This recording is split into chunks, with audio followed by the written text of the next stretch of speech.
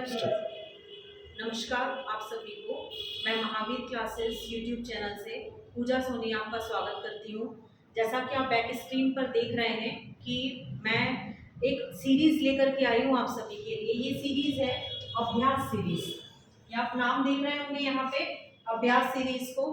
ये अभ्यास सीरीज आपको 9 to 12 तक के लिए सभी प्रकार के स्टूडेंट, चाहे वो एमपी बोर्ड के हों, चाहे वो सीबीएसई बोर्ड के हों, चाहे वो किसी भी बोर्ड से बिलोंग कर रहे हो, एज वेल एज आप अगर नीट और आईआईटी वगैरह के भी स्टूडेंट अपीरेंट हैं तो आप इस सीरीज को फॉलो कर सकते हैं। इस सीरीज में आपको सारे टाइप के क्वेश्चंस, मतलब 9 to 12 तक का जो आपका सिलेबस है उसके मोस्ट इम्पोर्टेंट क्वेश्चन जो है वो कवर किए जाएंगे। आज मैं आपके सामने क्लास 12 की यूनिट फर्स्ट बायोलॉजी की रिप्रोडक्शन यूनिट को लेकर के आई हूँ। रिप्रोडक्शन के आपके सामने 50 क्वेश्चंस लेकर के आई हूँ।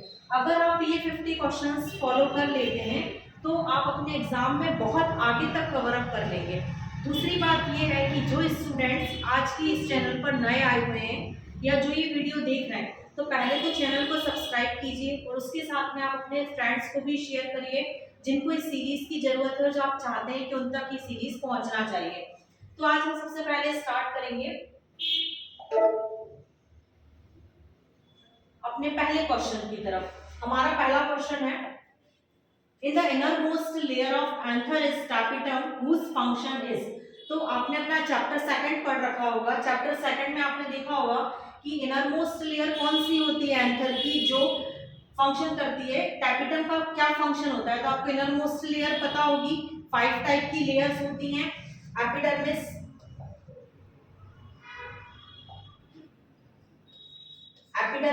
एंडोथीसियम, मिडिल लेयर, उसके बाद में टैपिटम और माइक्रोस्पोर मदर सेल। तो आप यहाँ पे देख रहे हैं कि आपके टैपिटम का पूछा गया है फंक्शन। ये जो फोर्थ वाली लेयर होती है, ये जो फोर्थ लेयर होती है टैपिटम, इस टैपिटम का फंक्शन होता है न्यूट्रिशन प्रोवाइड करना। तो ये जो न्यूट्रिशन कलर चेंज नहीं होगा,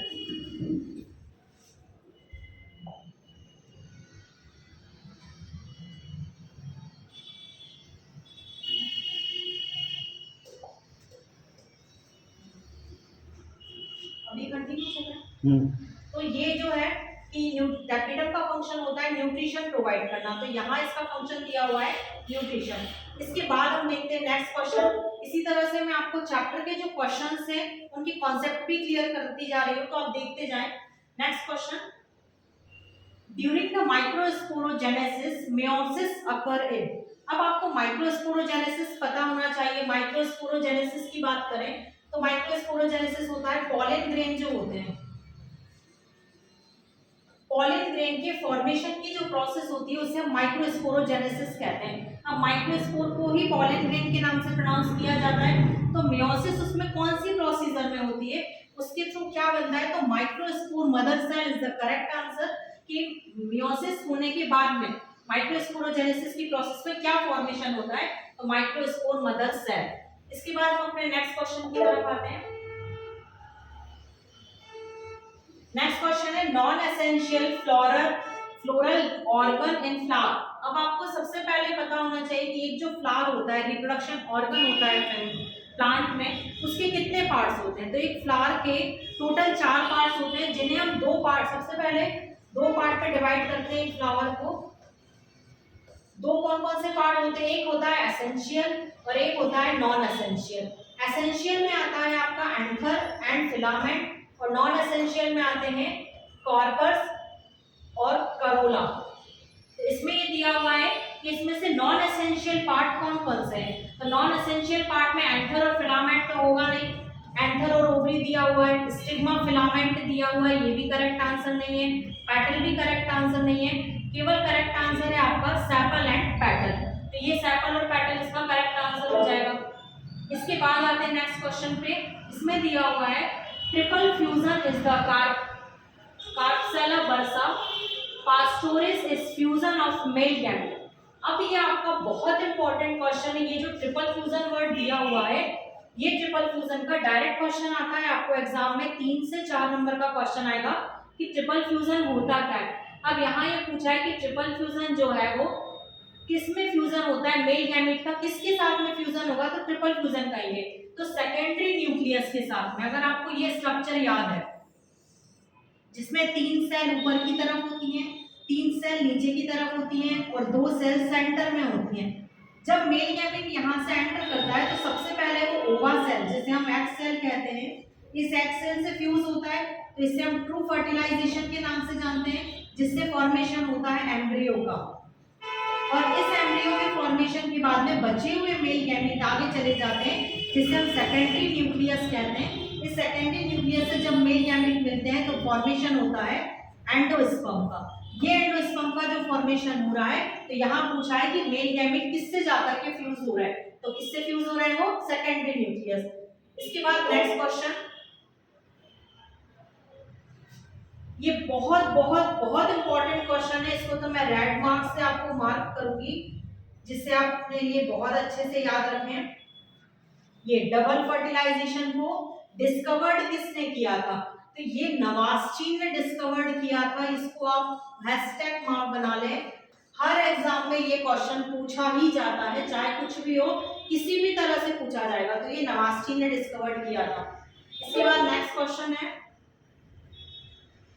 when the pollination takes place between two flowers on the same plant, this process is known as। अब यहाँ पे आपको क्वेश्चन में पॉलिनेशन दिया हुआ है, उसने ये नहीं पूछा कि सेल्फ पॉलिनेशन का टाइप कौन सा है, उसने क्या पूछा है कि एक ही प्लांट में, तो हमें पता हुआ है, आप लोग से मैं ये तो कह सकती हूँ कि आपको पॉलिनेशन के बारे में पता होगा। पॉलिनेशन जो होते हैं वो 2 टाइप के होते हैं, कौन कौन से, self pollination and cross pollination. Self pollination और क्रॉस पॉलिनेशन को, सेल्फ को 2 पार्ट में डिवाइड किया गया है, ऑटोगैमी और ज़ेटेनोगैमी, और इसको किया गया है क्रॉस पॉलिनेशन के तो बहुत सारे टाइप के, बायोटिक एजेंसीज, ये बहुत सारे हैं, अब यहाँ डिस्कस नहीं कर रहे हैं। सेल्फ पॉलिनेशन जो है उसमें ऑटोगैमी और ज़ेटेनोगैमी क्या होता है। ऑटोगैमी की यदि हम बात करें, जैसे एक फ्लावर प्लांट है, एक प्लांट का एक फ्लावर में यदि एक फ्लावर में ही मेल और फीमेल दोनों अवेलेबल है, तो मेल के पॉलन ग्रेन जो होंगे वो फीमेल पे जाकर के पॉलिनेशन की प्रोसेस को यदि कंप्लीट कर रहे हैं, तो ये प्रोसेस कहलाती है बच्चों क्या, ऑटोगैमी। और जीनोगैमी क्या होता है, प्लांट एक ही है पर इसमें एक ब्रांच पे मेल फ्लावर है और एक ब्रांच पे फीमेल फ्लावर है। मेल के पॉलन ग्रेन जब फीमेल पे जाएंगे तो ये जो प्रोसेस कंप्लीट करते हैं इसे कहा जाता है जीनोगैमी। अब यहाँ पे पूछा क्या है, when pollination takes place between 2 flowers, यहाँ बात हो गई 2 फ्लावर की, पहला हो गया ये वाला, सेकंड हो गया ये वाला, 2 flowers the same प्लांट यहाँ पर सेम है, तो ये कौन सा टाइप कहलाया, ज़ेटेनोगैमी नहीं होगा, ओरोगैमी नहीं होगा, एंटोमोफिली नहीं होगा, तो करेक्ट आंसर इज जीनोगैमी। अब इसके बाद आ जाए नेक्स्ट क्वेश्चन पे। अगर आप ये कंटिन्यूअसली पूरी सीरीज देख लेते हैं सारे सब्जेक्ट्स की, तो आप यकीन मानिए कि आप अपने एग्जाम्स के लिए बहुत अच्छे से प्रिपेयर्ड हो जाएंगे उन क्वेश्चंस के साथ में जो क्वेश्चंस आपके एग्जाम में आ सकते हैं। नेक्स्ट क्वेश्चन है, pollination by bird is called. अब आप जो मैंने आपको लास्ट क्वेश्चन में बताया था कि क्रॉस पॉलिनेशन जो होता है, तो वो क्रॉस पॉलिनेशन बहुत सारे टाइप में होता है, एबायोटिक और बायोटिक एजेंसीज के थ्रू। तो एबायोटिक में जैसे वाटर के थ्रू हो रहा है, एयर के थ्रू हो रहा है, बायोटिक एजेंसीज में बर्ड के थ्रू हो रहा है, इसके बाद में स्नेल के थ्रू हो रहा है। तो इसमें यहाँ पे पूछा गया है बर्ड्स के थ्रू, तो बर्ड्स के थ्रू होने वाला पॉलिनेशन कहलाता है ऑर्निथोफिली। यहाँ ये ऑर्निथोफिली इसका करेक्ट आंसर होगा। इसके बाद क्वेश्चन है, Which of the following is true fruit? अब ट्रू फ्रूट के बारे में पूछा गया, तो आपको फ्रूट के टाइप पता होने चाहिए कि फ्रूट कितने टाइप के होते हैं। तो फ्रूट होते हैं 2 टाइप के, एक ट्रू फ्रूट, एक फॉल्स फ्रूट। ट्रू फ्रूट का मतलब होता है ऐसा फ्रूट जो ओवरी से बना हुआ हो। अब ये ओवरी की बात करें तो stigma, style and ovary, stigma, style और ओवरी। तो ये जो यदि किसी प्लांट में कोई फ्रूट का फॉर्मेशन यदि ओवरी से हो रहा है, तो ऐसे फ्रूट को हम कहते हैं true fruit. Other than ovary में चाहे वो ओव्यूल हो, चाहे वो ओव्यूल के पार्ट्स हो, किसी से भी यदि फ्रूट का फॉर्मेशन हो रहा है तो वो कहलाएंगे फॉल्स फ्रूट। तो ये फॉल्स फ्रूट के बारे में कहा गया है। तो यहाँ क्वेश्चन आया हुआ है,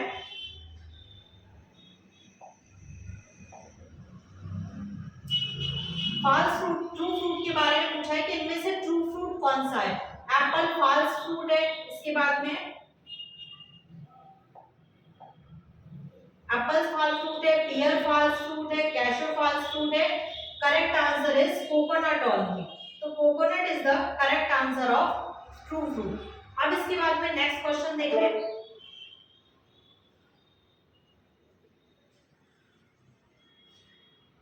डिवाइड द ऑड वन। अब इसमें एक सेकेंड, इसमें क्वेश्चन आएगा define the odd one from the following.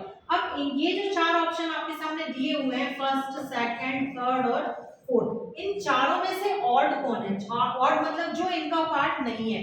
तो यदि हम बात करें इनफंडिबुलम, स्टेमस और एम्पुला, यदि आपको फीमेल का रिप्रोडक्टिव सिस्टम याद होगा तो रिप्रोडक्टिव सिस्टम में इस तरह से ये वाला part infundibulum, fimbriae like projection, ये वाला पार्ट होता है एम्प्यूला, ये इनफंडिबुलम, ये एम्प्यूला, और ये वाला सकरा भाग जो होता है उसे स्थेमस कहते हैं। तो ये तीनों तो एक ही पोर्शन हो गए, एक ही ऑर्गन के सारे सब पार्ट हो गए। तो अलग कौन सा है? Labia minora. तो this is the correct answer. इसके बाद बात करें नेक्स्ट क्वेश्चन पे, तो the membrane has cover of the ovum is ovulation. तो ओव्यूलेशन की प्रोसेस में ओवम को कवर करके जो रहता है वो कौन सा रहता है? तो इसका करेक्ट आंसर आ जाएगा ओरियन। इसके बाद next question, nutritive fields round the seminiferous tubules are. तो जो सेमिनिफेरस ट्यूब्यूल में न्यूट्रिटिव मतलब पोषण या न्यूट्रिशन का प्रोवाइड करने का काम किसका होता है? तो सर्टोली सेल्स का। तो Sertoli cell is the correct answer. इसके बाद नेक्स्ट क्वेश्चन है, lower the narrow end uterus is called. अब यूटेरस का आपको स्ट्रक्चर पता होना चाहिए। यूटेरस का स्ट्रक्चर इस तरह से होता है ये फीमेल में, तो ये इन्वर्टेड टीयर लाइक स्ट्रक्चर। तो इसका जो ये सकरा वाला छोटा भाग पूछा है, तो ये वाला सकरा पार्ट पूछा है, तो इसे हम कहते हैं client cervix. Cervix is the correct answer. अब इसके बाद में आ जाएंगे नेक्स्ट क्वेश्चन पे, after ovulation Graafian follicle retrace into. Graafian follicle किसमें रिट्रेस हो जाता है, मतलब किसमें कन्वर्जन हो जाता है? इसका करेक्ट आंसर आ जाएगा corpus luteum. Corpus luteum is the correct answer. ये मेंस्ट्रुअल साइकिल में जो चार प्रोसेस होती है, मेंस्ट्रुअल साइकिल चार प्रोसेस में कंप्लीट होती है, उसमें सबसे लास्ट वाली फेज होती है ल्यूटियल फेज। ल्यूटियल फेज में फॉर्मेशन होता है कार्पस ल्यूटियम का, और ये कार्पस ल्यूटियम ओव्यूलेशन के बाद में ग्राफियन फॉलिकल बनने की प्रोसेस है, तो ये वाला उसका करेक्ट आंसर हो जाएगा। इसके बाद हम बात करें नेक्स्ट क्वेश्चन की, a human female reach menopause around the age of. अब यहाँ पे ये जो वर्ड आया है मेनोपॉज, मेनोपॉज और मेनार्ज दो फेज होती हैं। आपको ये पता होगा, मेंस्ट्रुअल साइकिल आपने पढ़ रखी होगी, ऐसा मैं सोच सकती हूँ। तो मेनार्ज और मेनोपॉज दो फेज होती हैं। मेनार्ज जब प्यूबर्टी एज स्टार्ट होती है, प्यूबर्टी में जब मेंस्ट्रुअल साइकिल फीमेल में स्टार्ट होती है, उस एज को कहा जाता है मेनार्ज। ये होती है लगभग 11 से लेकर के 15 साल तक की एज। और मेनोपॉज जब ये प्यूबर्टी में जब ये मेंस्ट्रुअल साइकिल खत्म होने की कंडीशन में होती है, अराउंड 45 टू 50 इयर्स। तो इसमें पूछा गया है कि कौन सा एज, तो इसमें 15 गलत होगा क्योंकि ये मेनार्ज की एज है, ये कोई भी एज नहीं है, ये एडल्ट एज कहलाएगी। 70 नहीं होगा क्योंकि करेक्ट ऑप्शन है 50। 45 टू 50 ही करेक्ट आंसर है। इसके लगभग का कोई आंसर आता है तो वो आपके लिए करेक्ट होगा। इसके बाद आ जाए नेक्स्ट क्वेश्चन पे, the Leydig cells are source of. Source of मतलब पूछा है लैडिंग सेल्स में किसका फॉर्मेशन होता है, किसका सोर्स है ये। तो लैडिंग सेल्स हमें पता होना चाहिए, ये टेस्टिस। टेस्टिस मतलब male reproductive system. Male reproductive system का पार्ट है Leydig cell. Leydig cell formation करती है एंड्रोजन का, इसका ही दूसरा नाम है टेस्टोस्टेरोन। टेस्टोस्टेरोन हार्मोन है जो मेल का रिप्रोडक्टिव ऑर्गन का हार्मोन है। तो ये formation Leydig cell is the source of testosterone और एंड्रोजन। इसके बाद नेक्स्ट क्वेश्चन पे आ जाए, the function of corpus luteum is to produce. Corpus luteum जो हमने देखा कि मेंस्ट्रुअल साइकिल में 4 फेज होती है। सबसे पहली फेज मेंस्ट्रुअल फेज, दूसरी फेज होती है ग्राफियन फॉलिकल फेज या फॉलिकुलर फेज, तीसरी होती है ओव्यूलेटरी फेज और लास्ट होती है ल्यूटियल फेज। तो ये जो चार फेज बताइए इसमें से कार्पस ल्यूटियम का फॉर्मेशन जो है वो ल्यूटियल फेज में होता है। तो ये फॉर्मेशन करता है प्रोजेस्टेरोन हार्मोन का, जो मेंस्ट्रुअल साइकिल में भी फॉर्मेशन होता है। एक चीज बहुत अच्छे से याद रखना, यदि प्रोजेस्टेरोन हार्मोन का सीक्रेशन ज्यादा हो रहा है तो मेंस्ट्रुअल साइकिल जो है वो धीमे गति से होती है, या फिर ये कहें यदि प्रोजेस्टेरोन हार्मोन का फॉर्मेशन हो रहा है तो फीमेल प्रेग्नेंट होगी और उसमें लेयर जो होगी वो बहुत अच्छे तरीके से फॉर्मेशन होगा। और यदि प्रोजेस्टेरोन हार्मोन प्रॉपर तरीके से फॉर्मेशन नहीं हो रहा है या कम फॉर्मेशन हो रहा है तो इसे एंटी एबॉर्शन हार्मोन के नाम से भी जाना जाता है। तो यहाँ पे आंसर हो जाएगा प्रोजेस्टेरोन। इसके बाद बात करें नेक्स्ट में, identify the correct statement from the following, high level of oestrogen triggers the ovulatory surge. इसमें क्या दिया, आपको इस पूरे आंसर को समझने के लिए मेंस्ट्रुअल साइकिल क्लियर होना बहुत जरूरी है, क्योंकि ये जितने क्वेश्चंस हैं ये चारों स्टेटमेंट जो दिए गए हैं वो मेंस्ट्रुअल साइकिल में ही दिए हैं। तो एस्ट्रोजन अगर ज्यादा है तो ओव्यूलेटरी फेज में ये गलत है, क्योंकि एलएच का फॉर्मेशन होता है, इसमें एस्ट्रोजन का नहीं होता है। Ovonial cells start with proliferate and over-regulate cycle of puberty. Sperm released the seminiferous tubule, motile and non-motile. It is this and progesterone level is high during the post-ovulatory phase of menstrual cycle. तो correct answer आप मुझे comment box में section में देख करके बताएंगे। यदि आप पे मेंस्ट्रुअल साइकिल बनती होगी तो आप इसका करेक्ट आंसर देंगे। मैं इसे हैशटैग मार्क बना देती हूँ, इसका आंसर आप मुझे कमेंट बॉक्स में करिए। इसके बाद एक क्वेश्चन आता है, the female gametophyte of typical dicot is called polygonotype of embryo sac at the time of fertilization mature embryo से। ये वाला क्वेश्चन बहुत बहुत बहुत इंपॉर्टेंट है, इस पे मैं डबल हैशटैग मार्क बना रही हूँ। ये क्वेश्चन नीट का फेवरेट क्वेश्चन है और आपकी क्लास 12 में भी ये क्वेश्चन कई बार पूछा गया है। इसको समझने के लिए आपको एम्ब्रियो सैक का स्ट्रक्चर पता होना चाहिए। एम्ब्रियो सैक में जो सेल्स होती हैं ऊपर की तरफ 3, नीचे की तरफ 3 और सेंटर में 2 सेल होती हैं। इन सब सेल में न्यूक्लियस प्रेजेंट होता है। अगर हम जनरली देखें तो हमें टोटल 6 सेल, 3 ऊपर 3 नीचे 2 सेंटर में, टोटल हमें 8 सेल दिख रही है। टोटल हमें 8 सेल दिख रही है पहली बार। अब जब सेकेंडरी न्यूक्लियस जो होता है जब वो फ्यूज हो जाएगा तो सेल तो 2 से 1 बन जाएगी, पर न्यूक्लियस तो 2 अवेलेबल होंगे। तो 2 न्यूक्लियस अवेलेबल है तो 3 और 3 6, अभी 8 सेल के 8 न्यूक्लियस थे, पर सेल अब कितनी हो गई, 3 ऊपर 3 नीचे, 6 सेल और 1 मर्ज हो गई है तो 7 सेल। तो 7 सेल 8 न्यूक्लियस। अब ये ऑप्शन कहीं मिल रहा है 7 सेल 8 न्यूक्लियस, तो ये आपका करेक्ट आंसर होगा पॉलीगोनोटाइप के एम्ब्रियो सेल में। ये क्वेश्चन को तो आप इस तरह से ब्लॉक कर लीजिए, ये कई बार पूछा गया है क्वेश्चन। अभी लास्ट जो रिसेंटली हुआ है उसमें भी ये क्वेश्चन आया हुआ था। इसके बाद देखें, how many pollen mother cells should undergo mitotic division to produce 64 pollen grain. अब आपको यहाँ पता होना चाहिए 64 पॉलिन ग्रेन की बात हो रही है, तो 64 पॉलिन ग्रेन का फॉर्मेशन कब होगा, जब एक पॉलिन मदर सेल से 4 पॉलिन ग्रेन का फॉर्मेशन होता है। तो हमें टोटल चाहिए 64 पॉलिन ग्रेन। तो 64 को हम कैसे डिवाइड करें कि हमें कितनी सेल से 64 बनेंगे, तो 16 cell, 16 multiply 4 is equal to 64 pollen grain. तो यहाँ पर करेक्ट आंसर हो जाएगा 16 सेल्स। इसके लिए एक चीज और याद रखना, हमेशा चाहे ह्यूमन में बात करें चाहे आप बात करें प्लांट्स में, एक सेल से मेल में 4 स्पर्म की बात करें तो स्पर्म, और पॉलिन ग्रेन की बात करें तो पॉलिन ग्रेन। यदि मेल में बात करें ह्यूमन और एज वेल एज प्लांट, 1 से 4 का फॉर्मेशन होगा, चारों के 4 फंक्शनल होंगे, फंक्शनल।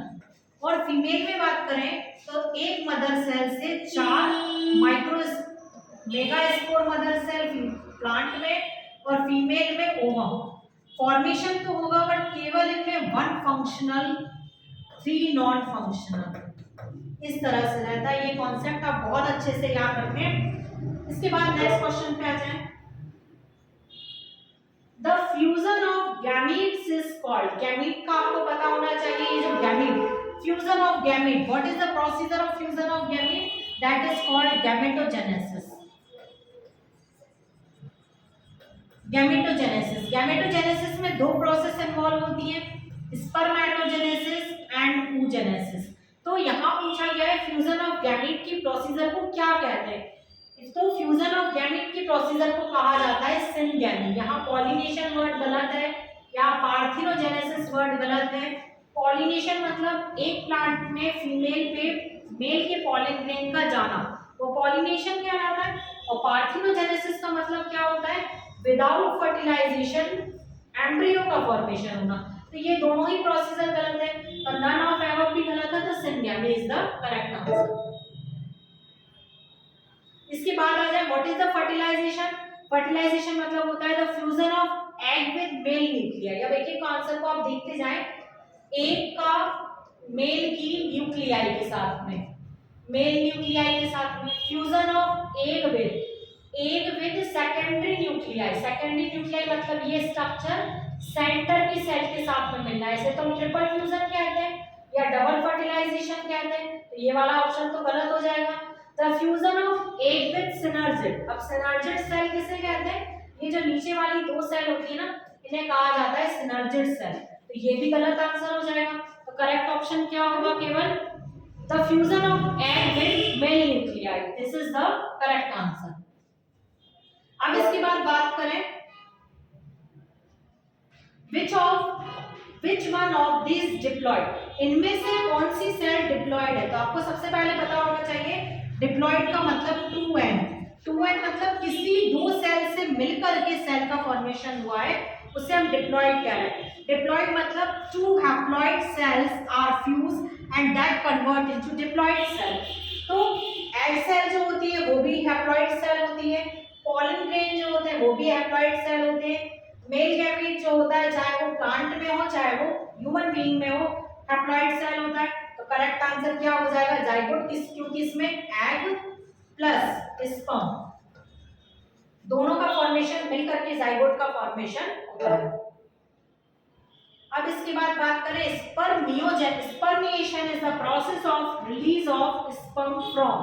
अब इसमें क्या होगा कि स्पर्मिएशन प्रोसेस किसे कहते हैं, स्पर्म का रिलीज होना। स्पर्म रिलीज कहां से होंगे, वासा डिफरेंशिया से तो होंगे नहीं, क्योंकि यदि आपको स्ट्रक्चर याद है तो टेस्टिस से जो एक ट्यूब निकलती है उसे हम वासा डिफरेंशिया कहते हैं। एपिडिडिमस जो होता है वो टेस्टिस की नीचे की कवरिंग होती है जिसे हम एपिडिडिमस कहते हैं। इसके बाद में प्रोस्टेट ग्लैंड जो होती है वो पेनिस के ऊपर की तरफ जो बीन्स लाइक स्ट्रक्चर होती है उसे हम प्रोस्टेट ग्लैंड कहते हैं। तो करेक्ट आंसर क्या हो जाएगा, सेमिनिफेरस ट्यूब्यूल। तो seminiferous tubule is the process जहां से स्पर्म का रिलीज होता है। अब इसके बाद क्वेश्चन है mature graphical follicle is generally present in the ovary a healthy human female around. तो एक हेल्दी फीमेल जो होती है जिसमें मैच्योर ग्राफिकल फॉलिकल कितने ड्यूरेशन तक के लिए रहता है। अब ये ड्यूरेशन क्यों पूछा कि यदि फीमेल प्रेग्नेंट नहीं होती है तो वो कितने समय तक के लिए उसमें अवेलेबल होगा, और यदि डेवलप हो जाती है या उसमें फ्यूजन हो जाता है तो फिर ग्राफिकल फॉलिकल तो उसमें आ जाएगा। करेक्ट आंसर आपका 11 to 17 days of menstrual cycle। Ovulation occur under, ये मोस्ट इंपॉर्टेंट क्वेश्चन है आपका। इसको फिर से मैं डबल हैशटैग मार्क बना दे रही जैसे मैंने लास्ट क्वेश्चन को बनाया था। Ovulation is the under process और influence of FSH, LH, progesterone और एस्ट्रोजन। अब इन्होंने घुमाने के लिए क्या दिया है, चारों हार्मोन्स दे दिए जो चारों हार्मोन मेंस्ट्रुअल साइकिल में अवेलेबल होते हैं। तो FSH ओव्यूलेटरी फेज के लिए सबसे पहली वाली मेंस्ट्रुअल साइकिल के लिए होता है, प्रोजेस्टेरोन जो होता है वो ल्यूटियर फेज के लिए होता है, एस्ट्रोजन जो होता है वो सेकंड वाली फॉलिकुलर फेज के लिए होता है। फॉलिकुलर फेज बचा कौन सा, LH। LH का और FSH का फुल फॉर्म, FSH का होता है फॉलिकल स्टिमुलेटिंग हार्मोन, LH का ल्यूटिनाइजिंग हार्मोन। दोनों हार्मोन के नाम आप बहुत अच्छे से याद कर लें, ये कई बार एग्जाम्स में पूछे गए हैं। इसके बाद आ जाए नेक्स्ट क्वेश्चन पे, सर्टोली सेल्स आर प्रेजेंट। ये क्वेश्चन बहुत इंपॉर्टेंट है क्योंकि मैं सारे क्वेश्चन ही आपके लिए बहुत इंपॉर्टेंट लेकर के आई हूँ, तो मेरे ख्याल से सारे क्वेश्चंस पे ही हैशटैग मार्क बनाना पड़ेगा। तो sertoli cells are present, liver में तो होगी नहीं क्योंकि हम ये रिप्रोडक्शन पढ़ रहे हैं। अब इसके बाद में पैंक्रियाटिक ग्लैंड में भी नहीं होगी, अब बची कौन सी, टेस्टिस एंड ओवरी। तो हम जब नाम ही पढ़ रहे हैं सर्टोली सेल, तो सर्टोली सेल ओवरी में तो ऐसी कोई सेल होती नहीं है, तो करेक्ट आंसर इज टेस्टिस। ये दोनों को राइट रॉन्ग आंसर। इसके बाद आ जाए नेक्स्ट क्वेश्चन पे, ovum receive the sperm in the region of. अब इसमें पूछा गया है, अब आपको ये फर्टिलाइजेशन की प्रोसेस में होगा कि जब ओवम के सेंटर में जो वो होता है, क्या कहते हैं उसे, योग प्रेजेंट होता है, तो स्पर्म किस तरफ से अटैच होकर के फ्यूजन करते हैं। तो दो पोल पाए जाते हैं, जैसा आपने सोशल साइंस में पढ़ा होगा, पोल जो रहते हैं तो दोनों तरफ पोल प्रेजेंट होते हैं, तो किस पोल से जाकर के स्पर्म अटैच होंगे। तो एक पोल को कहा जाता है एक्टिव पोल, एक को कहा जाता है नॉन एक्टिव पोल, जिससे हम एक को कहते हैं एनिमल पोल, दूसरे को कहते हैं वेजिटल पोल। तो ऐसा पोल जहां पर योग प्रेजेंट होता है वो कहलाता है एनिमल पोल, और जहां कुछ भी अवेलेबल नहीं होता उसे कहते हैं वेजिटल पोल। ऑब्वियसली बात है, जहां योग प्रेजेंट होगा वहीं जाकर के स्पर्म प्रोसेस करेगा, तो correct answer is animal pole. इसके बाद नेक्स्ट क्वेश्चन पे आ जाए, how many functional sperm and how many ova will be formed by primary spermatocyte and primary oocyte। तो यहाँ पूछा गया है कि एक प्रोसेस, आपको कौन सी प्रोसेस पता होनी चाहिए, स्पर्मेटोजेनेसिस एंड oogenesis। अगर आपको ये दोनों प्रोसेस नहीं पता है तो आप 12th एग्जाम के पहले और नीट एग्जाम देने के पहले ये प्रोसेस तैयार कर लें, क्योंकि एग्जाम में डेफिनेटली ये क्वेश्चन आता है। और इसमें से दोनों में से भी यदि आप बोलो तो स्पर्मेटोजेनेसिस की प्रोसेस बहुत ज्यादा इंपॉर्टेंट है और एग्जाम में ये पूछी जाती है स्पर्मेटोजेनेसिस। स्पर्मेटोजेनेसिस की प्रोसेस में इसमें पूछा गया है कि कब कौन सी सेल से स्पर्मियोजेनेसिस की प्रोसेस और कितने का फॉर्मेशन होगा, तो 4 and 1 is the correct answer. क्योंकि यहाँ पर मैं पूरी प्रोसेस एक्सप्लेन नहीं कर सकती हूँ, उसके लिए आप मेरी नेक्स्ट वीडियो देखें और उसमें पूरी प्रोसेस एक्सप्लेन की गई है। इसके बाद नेक्स्ट क्वेश्चन है, fertilization take place in the human. अब फर्टिलाइजेशन कहाँ पर होता है, यूटेरस में तो होगा नहीं, क्योंकि यूटेरस में 3 लेयर होती है जहाँ पे इम्प्लांट होता है, जाइगोट, वेजाइना में भी नहीं होता है, ओवरी में भी नहीं होता है, तो करेक्ट आंसर है fallopian tube. Fallopian tube 3 part से मिलकर के बनती है, कौन कौन से 3, इन्फंटिबुलम, स्टेमस, एम्प्यूला। तो स्टेमस और एम्प्यूला का जो जंक्शन होता है जिसके बीच में फर्टिलाइजेशन की प्रोसेस होती है। इसके बाद आ जाए, in human female pregnancy duration. अब एक चीज याद रखना, आपकी बुक में दिया हुआ है 40 वीक्स, हम जानते हैं 9 मंथ्स, और यदि 40 वीक्स को कन्वर्जन किया जाए डेज के फॉर्म में तो 280 डेज हो जाएंगे। तो 280 days is correct answer, 40 week is correct answer, 9 month is also correct answer. So correct answer is are is above all. तो किसी भी तरह से पूछा जाए आपको ये आंसर बनना चाहिए। नेक्स्ट क्वेश्चन है, acrosome is made up of. Acrosome कहां पर बनता है या किसके थ्रू बनता है। Acrosome is a part of sperm. Sperm जो होता है वो 3 पार्ट से मिलकर के बना होता है, हेड, नेक और टेल। तो ये तीनों पार्ट में जो पार्ट होता है उसमें से हेड में पाया जाता है एक्रोसोम। तो एक्रोसोम जो बना हुआ होता है वो गोल्गी बॉडीज से बना होता है, तो अपना करेक्ट आंसर हो जाएगा गोल्गी बॉडीज। इसके बाद नेक्स्ट क्वेश्चन पे आ जाए, the release of egg from ovary human female is called. अब जब ह्यूमन एग का फीमेल की ओवरी में जब रिलीज होगा एग, तो उस प्रोसेस को क्या कहते हैं, मेंस्ट्रुअल साइकिल की प्रोसेस है। तो फर्स्ट वाली जो हमने बताई थी, पहली वाली प्रोसेस मैंने आपको क्या बताई है, मेंस्ट्रुअल फेज, दूसरी बताई है ल्यूटियल फेज, तीसरी बताई है ओव्यूलेटरी फेज और चौथी ल्यूटियल। तो ओव्यूलेटरी फेज में एग जो होता है वो रिलीज हो जाता है, और एग जो रिलीज होता है तो उस प्रोसेस को कहा जाता है ओव्यूलेशन की प्रोसेस। मतलब जो ओवा सेल्स है, ओवा सेल मैच्योर हो जाएगी ओवम सेल में, और ओवम सेल में मैच्योर होने के बाद में वो जो बाहर निकल करके आती है ग्राफियन फॉलिकल को ब्रेक करके, तो उस प्रोसेस को कहा जाता है ओव्यूलेशन की प्रोसेस, जो मेंस्ट्रुअल साइकिल में लगभग 14 to 15 डेज में होती है। इसके बाद आ जाए, there is no cell division involve in, मतलब इनमें से कौन सी ऐसी प्रोसेस है जिसमें सेल में किसी भी तरह का डिवीजन नहीं होगा। तो इसमें क्या है, स्पर्मेटोजेनेसिस में तो होता है, oogenesis में भी होता है, एम्ब्रियोजेनेसिस में भी होता है। केवल और केवल स्पर्मियोजेनेसिस ऐसी प्रोसेस है जिसमें स्पर्मेटिड्स हैं, स्पर्म का फॉर्मेशन होता है, केवल कन्वर्जन होगा, सेल का डिवीजन नहीं होता है, केवल एक स्ट्रक्चर से दूसरा स्ट्रक्चर ट्रांसफॉर्म होता है। तो correct answer is spermiogenesis. Next question is full form of the ZIF। ये चैप्टर 4 जो आपकी रिप्रोडक्टिव हेल्थ है उससे क्वेश्चन लिया गया है। उसमें ZIFT का फुल फॉर्म है zygote intrafallopian transfer.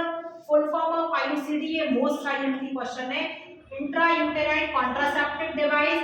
What is the full form of ART, artificial reproductive techniques. इसके बाद नेक्स्ट क्वेश्चन है आपका Which of the birth control surgical method done in human male? Human male में कौन सी process होती है, तो वासेक्टोमी। इसके बाद में Which of the method is helpful for diagnose chromosomal disorder? तो ये मेथड होती है एमनियोसेंटेसिस, जिसके थ्रू ये जो मेथड होती है, इस मेथड में क्रोमोसोम जिस प्लेसेंटा में डेवलप होता है उसमें से हम सीरीज के थ्रू एक फ्लूइड जो रहता है जिसे एमनियन फ्लूइड कहते हैं, उस फ्लूइड को ले लेते हैं, उस फ्लूइड से फिर चेक किया जाता है कि क्रोमोसोमल में किसी भी तरह का क्रोमोसोमल डिसऑर्डर तो नहीं है किसी भी एम्ब्रियो में। उसकी ये जो प्रोसेस होती है उसे हम क्या कहते हैं, amniocentesis. And the last question of this series is cause for increased population growth in India is increased birth rate, obviously बात है बर्थ रेट बढ़ रही है। उसके बाद में डिक्रीज डेथ रेट, ये भी करेक्ट आंसर है। Lack of education, education proper नहीं मिल रही, इसका भी बढ़ रही है। Above all is the correct answer. तो यहाँ पर आपकी यूनिट फर्स्ट के सारे ऑलमोस्ट क्वेश्चन जितना आपके एग्जाम्स के पॉइंट ऑफ व्यू से बहुत इंपॉर्टेंट है, मैंने सारे कवर किए हैं। आई होप सो कि आपको वीडियो बहुत पसंद आएगी और आप नेक्स्ट यूनिट के लिए तैयार रहेंगे। इसी के साथ में आपको फिजिक्स में, केमिस्ट्री में, उसके बाद में मैथ्स में सारी सीरीज आपको रेगुलरली वीडियो आएंगी। ये वीडियो आपको कंटिन्यूअसली आएंगी जो आपके एग्जाम में हेल्प करेंगी। तो ये वीडियो को कंटिन्यू लाइक करें, चैनल को सब्सक्राइब करें और वीडियो को प्लीज शेयर करें, जिससे आपके साथ साथ आपके फ्रेंड्स का भी कुछ एग्जाम के लिए भला हो जाए। Thank you very much.